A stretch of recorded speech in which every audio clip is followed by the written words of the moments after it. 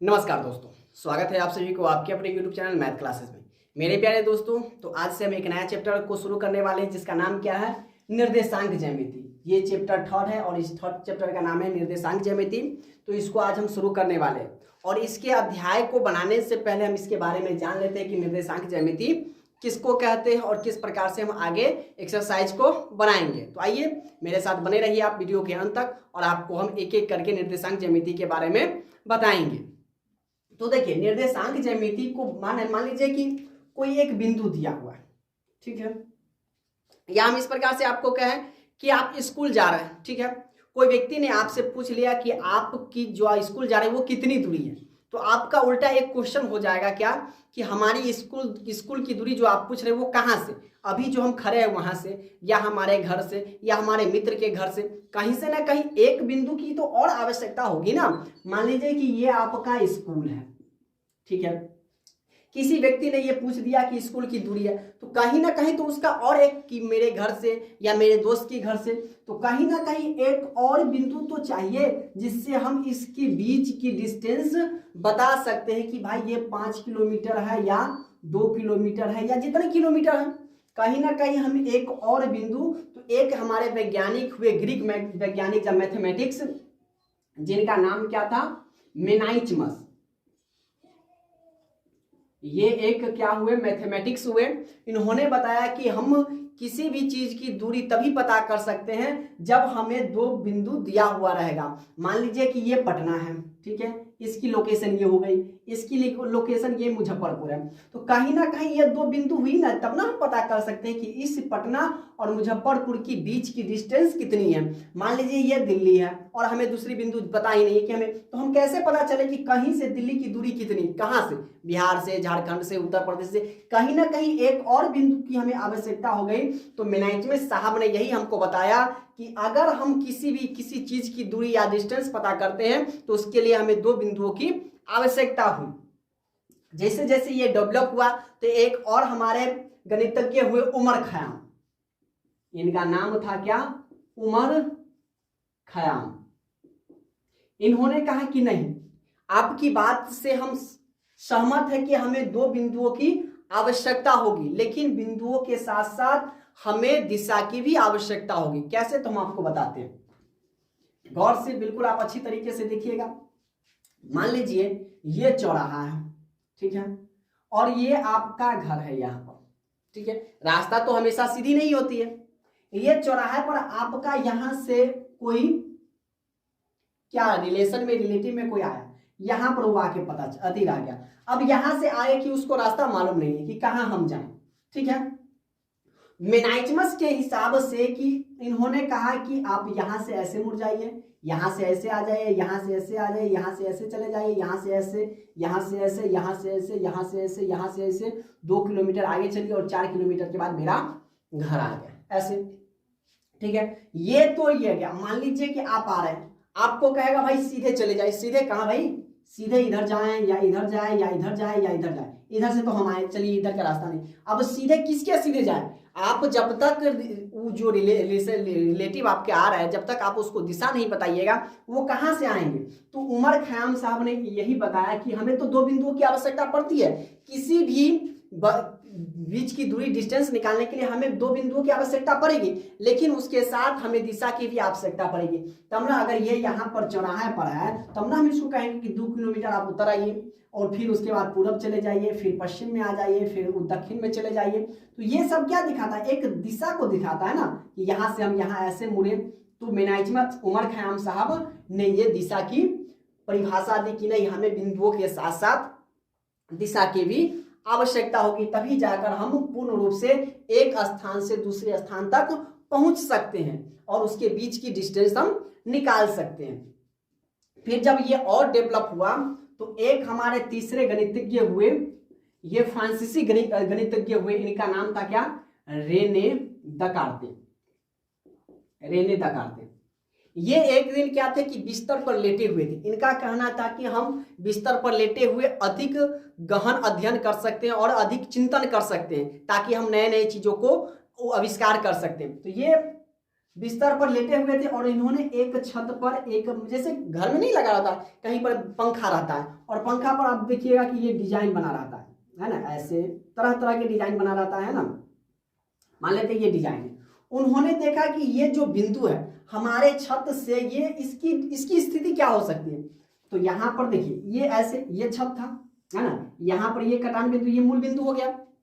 तो इन्होंने कहा कि मान लीजिए इसकी ये कितना है, 2 भाग में बटा हुआ है, तो इसको तो ये क्या हो गया, 1 हो गया, ये 2, और इसकी भी ये कितना भाग में बटा हुआ, 1 2 3, ये 3 भाग में बटा हुआ।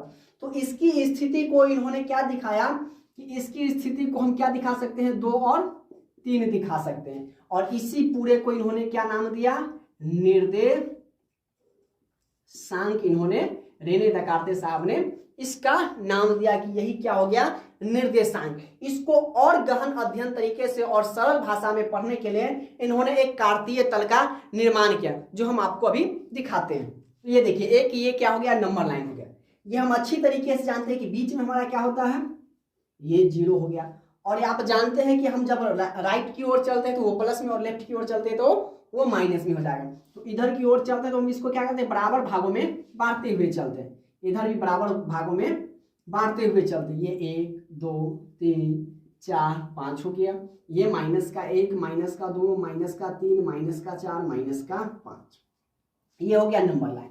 इन्होंने रेने दकार्ते साहब ने इसको क्या किया कि इसके ऊर्ध्वाधर एक लाइन खींचा, है ना, मतलब जो ये ऐसा है तो इसको रहने दिया, और फिर इसी के जैसा एक और लाइन ऊपर, मतलब इसको ऐसे ऊर्ध्वाधर लाइन खींचा, है ना। जैसे देखिए ये इनको बीचों बीच ये ऐसे लाइन खींचे, ठीक है।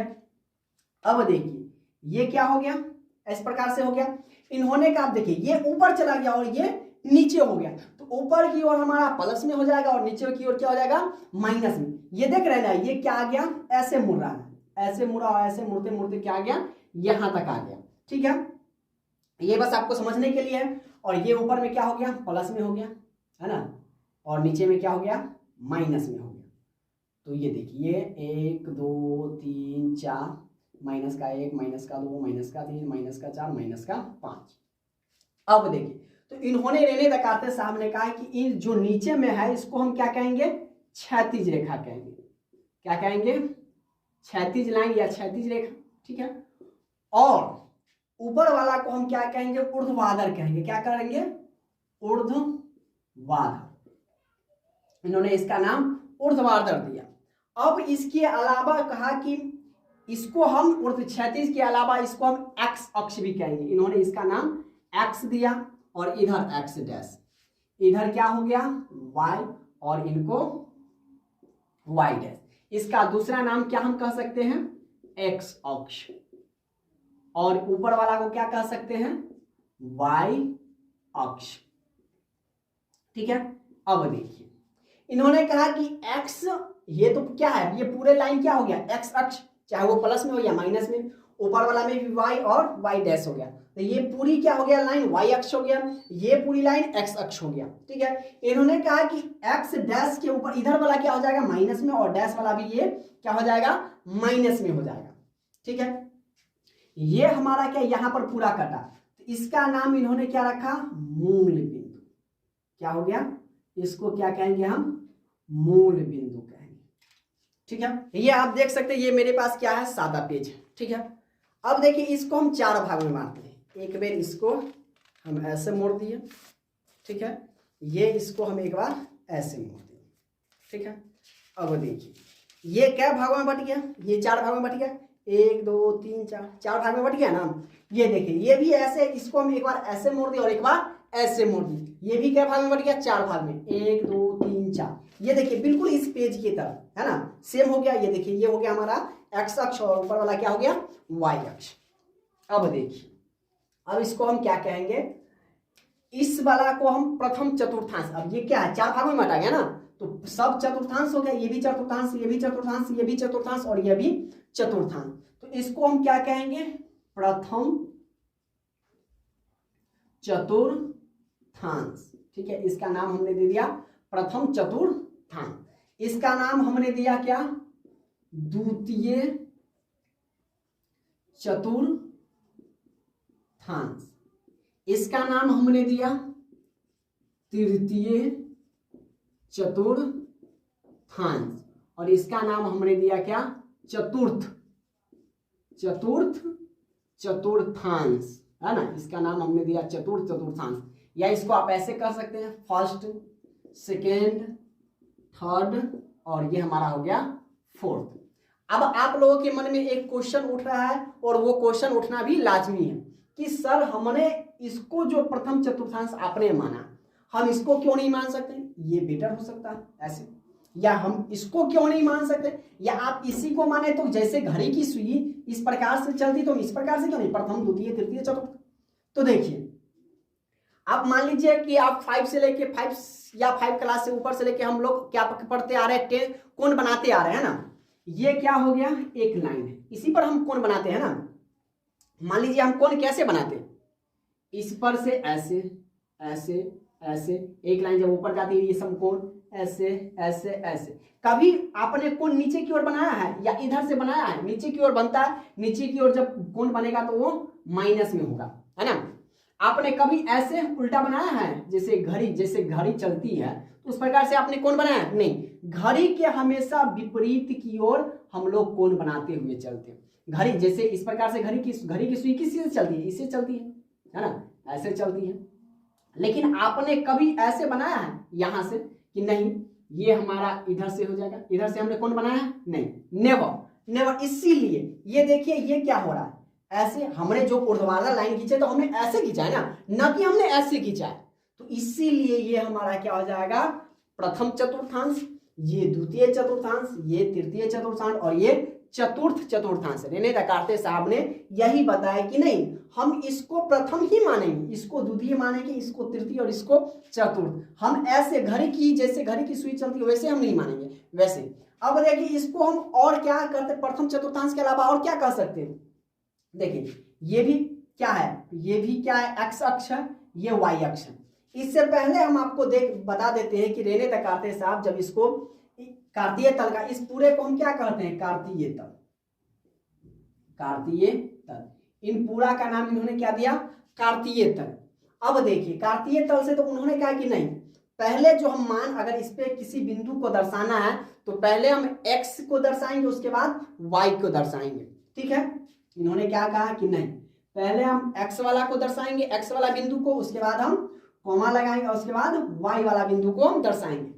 x वाला को इन्होंने क्या नाम दिया, भुज, ठीक है, और y वाला को इन्होंने क्या नाम दिया, कोटि।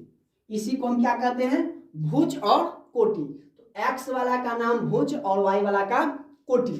तो देखिए पहले तो क्या आ जाएगा, x आ जाएगा, तो ये दोनों में क्या है, ये भी प्लस में ये भी प्लस में, तो प्रथम चतुर्थांश को हम क्या कह सकते हैं, प्लस और प्लस।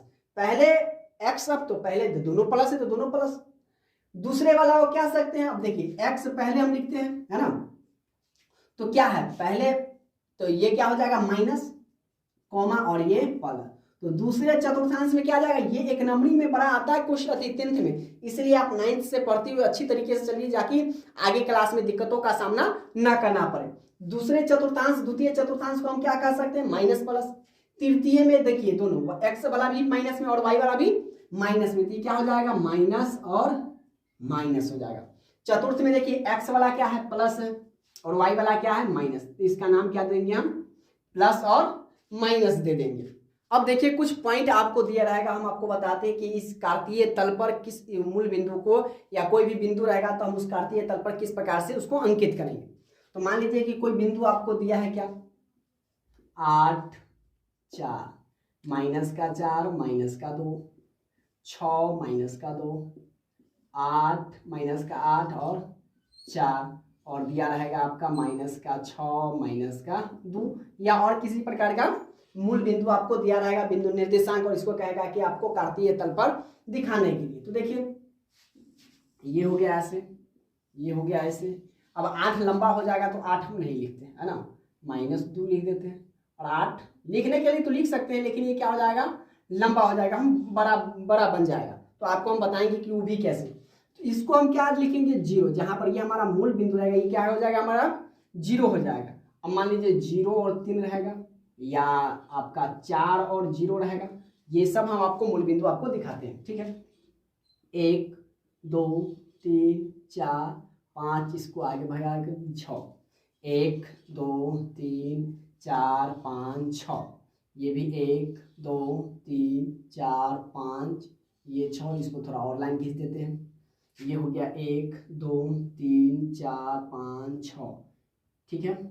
अब देखिए ये भी हमारा हो गया 1 2 3 4 5 6, इसको और इसमें हम ना ऐसे डाल दें, इसका मतलब क्या होता है कि इसके हम आगे और बढ़ा सकते हैं, है ना। ये परमानेंटली नहीं है, इसलिए हम इसको तीर का निशान देंगे। अब पहले हम आपको क्या बताया था कि पहला हमारा क्या होगा, x होगा और दूसरा वाला y होगा। इसका नाम दे, इसको हम क्या कहते हैं, y, और इसको y डैश, इसको क्या कहेंगे x डैश, और इसको x। अब देखिए पहला वाला में बात करते हैं। पहला क्या है, 3 और 4 है, तो पहले क्या हो जाएगा, x हो जाएगा और 4। तो देखिए x में 3 खोजते हैं, यहाँ पर 3 है, और y में 4, पहले इसका नाम देते हैं 1 2 3 4 5 6, माइनस का 1 माइनस का 2 माइनस का 3 माइनस का 4 माइनस का 5 माइनस का 6, माइनस का 1 माइनस का 2 माइनस का 3 माइनस का 4 माइनस का 5 माइनस का 6, ठीक है, इतना हो गया। अब देखिए पहला 3 और y 4 है यहाँ पर, तो इसके सामने यहाँ पर ऐसे, इसके सामने और इसको उसको ऊपर थोड़ा यहाँ पर दिक्कत हो जाएगा, ग्राफ में आपको पूरा सटीक तरीका से आपको आ जाएगा यहाँ पर और इसको यहाँ पर। तो ये जो हमारा बिंदु कटा, इसी को हम क्या लिखेंगे, 3 और 4, इसको, इस बिंदु को यहाँ पर हम यही निर्देशांक, यही हमारा निर्देशांक अंकित हो गया, इसी पर मूल बिंदु हम बैठा दिए। अब देखिए दूसरा क्या है, माइनस का 4 और माइनस का 2, तो x भी माइनस में और y भी माइनस में, तो कहाँ आ जाएंगे, इस लाइन में, तृतीय लाइन में। तो पहले पहले हम x को ढूंढेंगे, 4 यहाँ पर और 2 यहाँ पर, तो इसको हम खींच के लाएंगे 4 के सामने, है ना, यहाँ पर आ गया, ये आ गया, ये आ गया। अब 4 को खींच के ले जाएंगे हम 2 के सामने, और जहां पर कटेगा यही हमारा बिंदु क्या हो जाएगा, माइनस का 4 और माइनस का 2, और इसको कोष्टक में ऐसे लिख देंगे। दूसरा भी कंप्लीट हो गया। तीसरा में देखिए 6 और -2, पहले x है तो x 6 और y -2, तो नीचे में आ जाएगा 6, तो 2 को 6 के सामने ले चलते, तो यहाँ देखिए यहाँ पर आ जाएगा 6, और इसको हम 2 के सामने ले चलते हैं, और जहां पर हमारा बिंदु मूल बिंदु कटे यही हमारा क्या हो जाएगा, 6 माइनस का 2। ये सब आपको निर्देशांक बता देते हैं ताकि आपको जब आगे एक्सरसाइज बनाइएगा तो उसमें आपको समस्याओं का सामना न करना पड़े। ये चौथा भी। अब देखिए तीसरा कंप्लीट, चौथा पर नजर डालिए, -2 और 4, मतलब x माइनस में और y प्लस में, तो 2 और 4, तो इसको हम 2 है, इसको 4 के सामने ले चलते हैं, ये आ जाओ 4 के सामने, और 4 इसको ले चलते हैं यहाँ पे, ये मूल भी ये हम यहाँ पर बिंदु कटा, तो इसको हम क्या कहेंगे, -2 और 4। अब आगे माइनस का 4 और माइनस का 2, तो दोनों सेम है, तो माइनस का 4, तो यहाँ पर माइनस का 4 और माइनस का 2, तो ये तो सेम हो गया, है ना। अगर मान लेते हैं कि यहाँ पर हम 4 दे देते हैं, ठीक है, 2 की, ये दोनों सेम हो जाएगा, तो 4 यहाँ पर, इसको हम यहाँ पर लाएंगे इसके सामने, और 4 तो आया हुआ है, ये इसको और थोड़ा आगे खींच देंगे, यहाँ पर जो कटेगा तो लिखेंगे -4 -4, x भी 4 और y भी 4।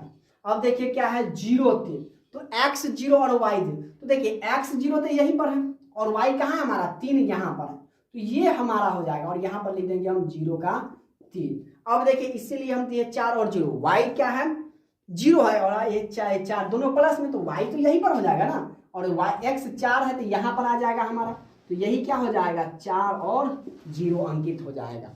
और इसी प्रकार से यही एक कार्तीय तल है, और इसको हम ग्राफ पर बनाते हैं, ग्राफ का कॉपी एक अलग से आता है, उस पर हम बनाते हैं ताकि वो उस पर सुंदर से अंकित हो जाता है। तो उम्मीद करता हूँ कि आपको ये समझ में आया होगा। तो आज के लिए इतना ही, और वीडियो पसंद आया हो तो वीडियो को लाइक कीजिए, शेयर कीजिए, और चैनल को सब्सक्राइब कीजिए। मिलते हैं अगली क्लास में, तब तक के लिए जय हिंद।